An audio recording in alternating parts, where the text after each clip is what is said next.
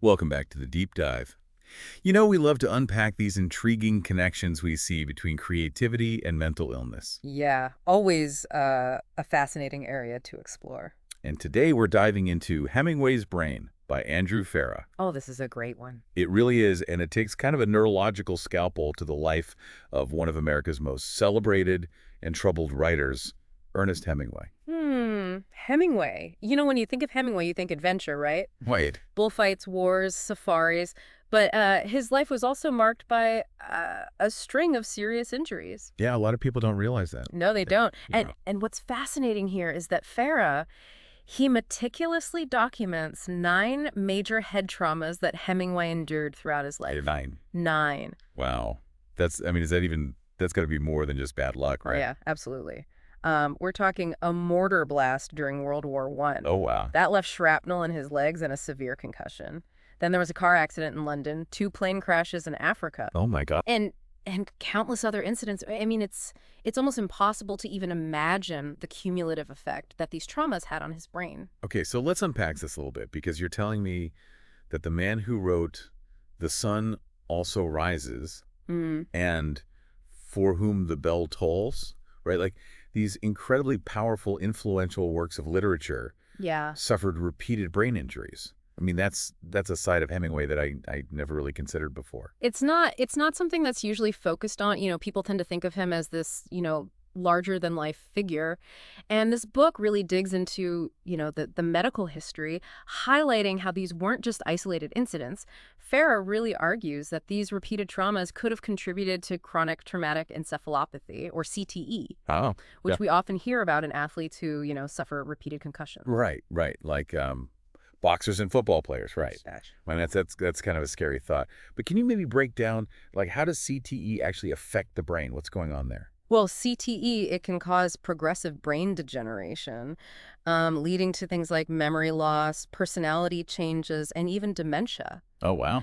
And when you consider Hemingway's, increasingly erratic behavior later in life, his struggles with depression and paranoia, it's hard not to see a possible connection. Yeah, absolutely. So we're seeing this potential link then between these physical injuries and a decline in Hemingway's mental health. And this is starting to sound a lot like that Mad Genius Thesis that we love to explore here. It definitely raises the question, and it's even more complex because you can't ignore Hemingway's notoriously heavy drinking. Right. I mean, the man loved his cocktails. Yes. It's practically part of his legend at this point. But how does the alcohol fit into this, neurological puzzle we're trying to put together here?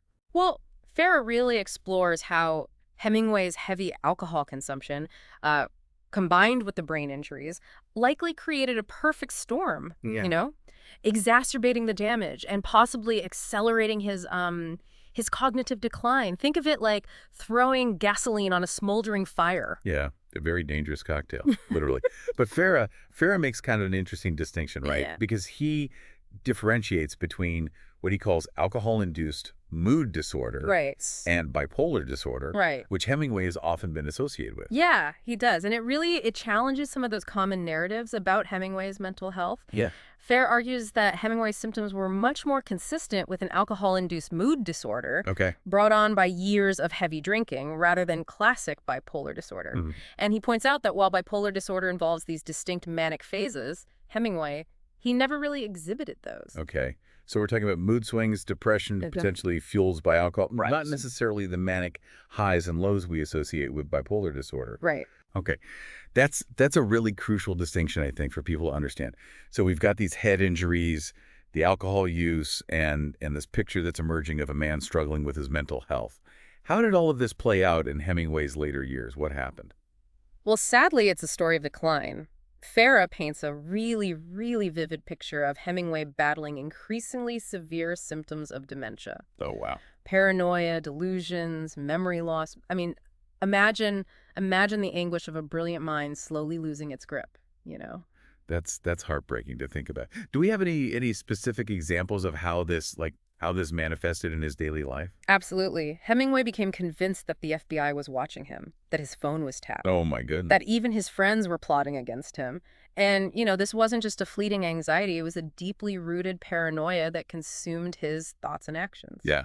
So we see this incredible writer, this man of action and adventure, being tormented by his own mind, essentially. And, of course, this had to have impacted his ability to write. Right. Oh, absolutely. Farah delves into how Hemingway's writing process became increasingly difficult in his later years. He struggled to focus, his output dwindled, and that once effortless prose became really labored. Yeah, like trying to squeeze water from a stone almost. Exactly. And one example that I think really stands out is his struggle to finish A Movable Feast, his memoir about his time in Paris in the 1920s. Right. A Movable Feast is really fascinating because Hemingway battled memory lapses and really intense paranoia while he was working on it. He was terrified of losing the manuscript, convinced that people were trying to steal his words. Oh, gosh. The writing process became a torturous battle against his own deteriorating mind. Wow. What a cruel irony for a writer who once captured the world with his words to be, almost imprisoned by his own failing memory. Right. It's incredibly sad. Yeah. And there's another layer to this, right? Because the published version of A Movable Feast was heavily edited by his wife, Mary, after his death. Which, that raises questions about how much of the final text truly reflects Hemingway's voice and intentions. It definitely does. So we're left with this image of a literary giant battling this debilitating decline. Where does the story go from here? Well, you can't really talk about Hemingway without addressing the elephant in the room, right? His tragic suicide in 1961. Right. And Farah doesn't shy away from this. Yeah, this is where it gets really heavy. But before we dive into that, let's take a quick moment to reflect on what we've learned so far. You've been listening to The Deep Dive, and we'll be back in a moment to explore the final chapter of Hemingway's life. Welcome back to The Deep Dive.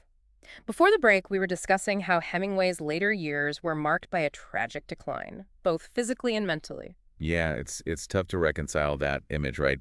With the Hemingway we think we know, the adventurer, the war correspondent, the bullfighting aficionado. Right. Now we're seeing a much more vulnerable side. A man struggling with demons he couldn't outrun or outdrink. And what's particularly poignant, I think, is that awareness Hemingway seemed to have of his own deterioration. Yeah. He wasn't just passively experiencing these symptoms. He was fighting against them, railing against the loss of his sharp mind and once effortless prose. Right. Yeah. You can almost feel that frustration, right, in those later works. Farah points out how Hemingway's writing style, once so fluid and powerful, became increasingly labored, as if you were wrestling the words onto the page. Exactly. You see this density, a struggle for clarity that wasn't present in his earlier works. It's like watching a master painter struggling to hold the brush steady. Yeah. And yet, even in those later pieces, there are those flashes of brilliance, right? Those moments where Hemingway's voice breaks through. Yeah. Sharp, insightful. It makes you wonder if that creative spark was somehow fueled by the darkness, by the damage, as the Mad Genius Thesis suggests. That's the question that keeps swirling around, isn't it? Is there a connection between great creativity and mental illness? Does suffering enhance art? Farah doesn't give us a definitive answer, but Hemingway's brain certainly adds fuel to that debate. It does. Yeah. And Hemingway's case is especially compelling, right? Because he wasn't just battling mental illness, he was also grappling with the physical effects of repeated head trauma. Yeah. It's a double blow. It makes his literary output even more remarkable, considering the challenges he faced. Right. And Farah doesn't just lay out the facts. He goes deeper, exploring this intricate interplay between Hemingway's physical and mental state. He highlights the role of alcohol, not just as a coping mechanism, but as a potential accelerant to the neurological damage caused by those concussions. Oh, wow. So it's not just a simple case of cause and effect. Yeah. It's this tangled web of trauma, alcohol, depression, and possibly even dementia. Yeah. Farah meticulously untangles each thread, showing how they're all intertwined. He does, and it raises a question that I think is really hard to shake. What if Hemingway had received a proper diagnosis and treatment earlier in his life? Could that downward spiral have been slowed or even prevented? Yeah. Could his tragic end have been avoided? It's impossible to know for sure, but Farah does offer some really intriguing insights into what a modern-day treatment plan for Hemingway might have looked like. He talks about advancements in neurology and psychiatry that Hemingway didn't have access to. Exactly. He discusses the importance of early diagnosis, using tools like PET scans to assess the extent of brain damage and rule out other conditions. He also talks about medications that could help with mood regulation and potentially protect against further cognitive decline. He even suggests, like, lifestyle changes, right? Like cutting back on the alcohol, engaging in activities that promote brain health. Could those have made a difference? It's a reminder that even when facing, enormous challenges, there are steps we can take to manage our health, both mental and physical. But, as Farah points out, there are no guarantees. Hemingway's case was exceptionally complex, and that combined impact of his injuries and lifestyle choices was significant. Yeah. Still, it's a thought-provoking exercise, isn't it? Yeah. To think that, with the right support, Hemingway might have had more time, might have written more, might even found a measure of peace in those later years. Absolutely. Hemingway's brain isn't just about Hemingway. It's a window into the human mind. Yeah. Its resilience and its vulnerabilities. It reminds us that even the most brilliant minds can be affected by these conditions, and that early intervention and a holistic approach to treatment are so crucial. Yeah. Hemingway's story is ultimately a tragic one. It is. But it also serves as a powerful cautionary tale. Yeah. It urges us to pay attention to our mental and physical health, to seek help when needed, and to remember that even those who seem invincible can be brought low by these hidden struggles. So true. As we wrap up our deep dive into Hemingway's brain, we're left with a few lingering questions. How does knowing about Hemingway's struggles with mental and physical health change how you view his work? Does it make his achievements even more remarkable, knowing the battles he was fighting behind the scenes? What about the Mad Genius Thesis? Do you think Hemingway's literary genius was somehow fueled by his suffering? Could one exist without the other? These are questions that continue to fascinate and challenge us. And Hemingway's life story provides a powerful lens through which to explore them. And we're back with a deep dive. We've been exploring Hemingway's Brain by Andrew Farah. This book, it really peels back the layers of, that Hemingway myth. It does. To reveal a man who's grappling with significant neurological and psychological challenges. It's such a stark contrast to the image most of us have of Hemingway, right? Right. That rugged individual. Adventurer who seemed to defy danger and embrace life with such gusto. And Farah's analysis, it makes us question how much of that persona was a carefully constructed facade. Yeah. Like a way to kind of mask the inner turmoil he was experiencing. Possibly, yeah. It makes you wonder if that stoic, hyper-masculine image was almost a burden, a performance he felt obligated to maintain. Yeah, especially when you consider that Hemingway rarely, if ever, spoke openly about his mental or physical pain. Right. Even as his health declined, he clung to that image of strength and control, as if admitting vulnerability would somehow diminish him. And it's interesting how that image is so intertwined with his writing. Yes. Because so many of Hemingway's stories, right, they celebrate courage, endurance, and staring down danger. It's almost tragically ironic that he was ultimately unable to conquer his own internal struggles. It makes you wonder if his writing served as a form of self-therapy, in a way. Yeah. A way to process the trauma and pain he had experienced throughout his life. Or maybe it was a way to create a distance from those experiences, build a world on the page where he was in control. Maybe it was both, right? Because writing can be both cathartic and escapist. Right. And for Hemingway, it seems likely that his work served multiple purposes, allowing him to explore themes of masculinity, violence, mortality in ways he couldn't in his personal life. And let's not forget that Hemingway's writing was also a source of immense pride and satisfaction for him. Oh, absolutely. It gave him a sense of purpose, a way to make meaning out of the chaos of life. So to have those later years marred by cognitive decline and writer's block, that must have felt like a profound betrayal of his own identity. To lose the ability to do what you love most, right, what defines you, it's got to be devastating. Yeah. And in Hemingway's case, that loss was amplified by the awareness that his mind was failing him. Right. He could feel his sharp wit dulling, his words becoming trapped.